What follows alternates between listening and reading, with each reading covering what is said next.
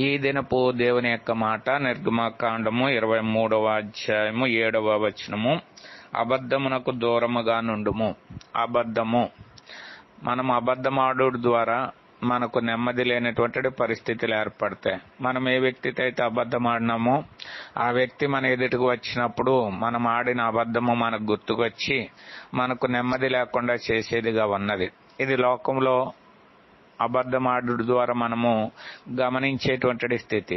అంతేకాకుండా అబద్ధము ఈ లోకములో నుంచి మన జీవితాన్ని ముగించిన తర్వాత మనలను వేదనకరమైన స్థలానికి, నిత్యాగ్నిగుండానికి కూడా తీసుకువెళ్తాదని లేఖనాలు తెలియజేస్తున్నాయి. అబద్ధికులందరూ అగ్ని గంధకములతో మండే గుండములో పాలు పొందుదురు. ఇది 2వ మరణం అని దేవుడు తెలియజేస్తున్నాడు. ఇట్టి స్థితి మనము కలిగి ఉండకూడదని దేవుడు అబద్ధమునకు దూరముగా ఉండమని తెలియజేస్తున్నాడు. ఆ రీతిగా అబద్ధమునకు